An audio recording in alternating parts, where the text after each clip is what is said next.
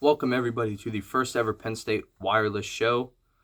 Um, and let's just get right on into it. We're here talking about Penn State football week 1 immediate reactions.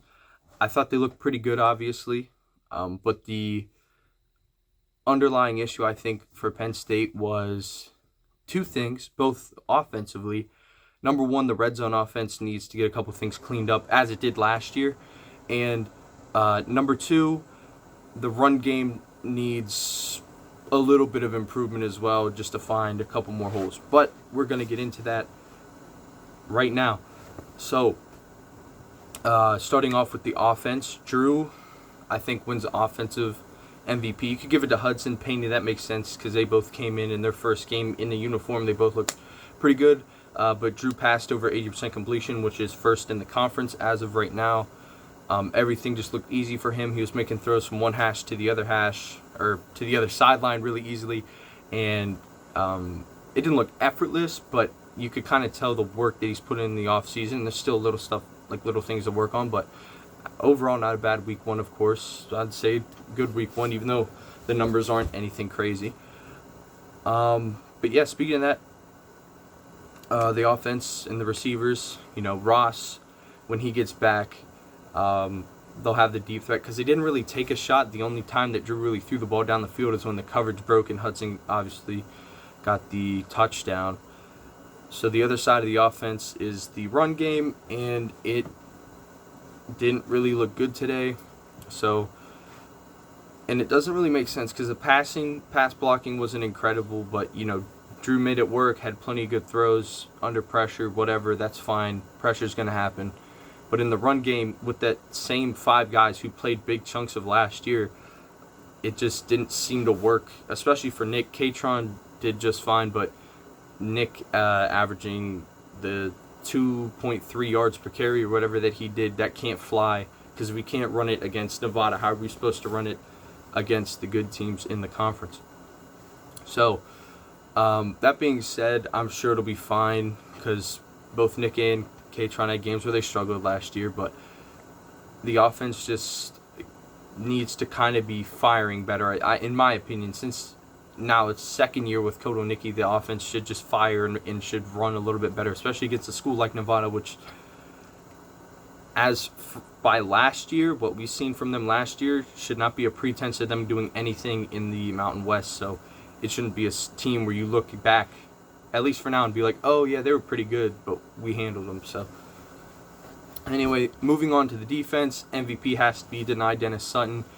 Only thing with him is the little mental errors and little things of his game, because obviously the stat sheet's great. 1 sack, 3 tackles for loss, 2 forced fumbles, easily his best game, and he's on his way to becoming the next guy out of Penn State LBU, even though he is obviously an edge, but did a great job today. And the only things, like I said, the little mental mistakes, the offsides penalty, and during the Zane Durain interception, he kind of gave up on the play and thought Zane was going to score, so he didn't give an effort. But right there, if he turned and blocked that lineman, Zane had a chance to take that in.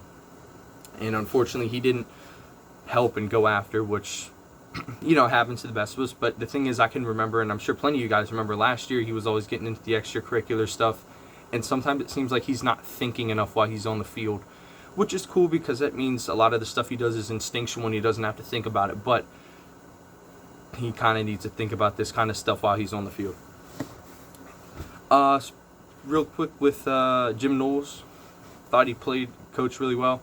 Personally, I love Diaz, so it's weird to me. I don't like it as much when the guys aren't sending as many blitzes, which is why I didn't really like Tom Allen last year. But Knowles is doing better for us than I think Allen would. Anyway, 3 points allowed by Knowles' starting unit. The backups, they weren't great. They had a little bit of trouble, guarding the pass, a little bit of trouble tackling, and so yeah, man.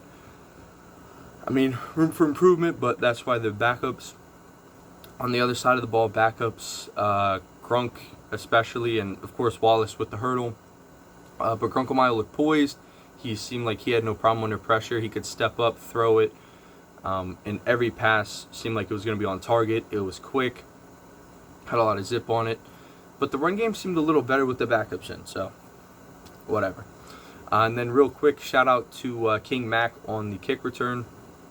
For some reason, Nestler thought that was Dinkins, so it's kind of weird. But I actually remember 3 years ago they thought Mekhi Flowers on the sideline was Nick Singleton because they both wore number 10. So, CBS probably should look into that because that's a little bit concerning. So, just going into next week against FIU, which, by the way, did score 49 points against Bethune-Cookman. So, not really worried about them that much because we are to them what they are to Bethune-Cookman.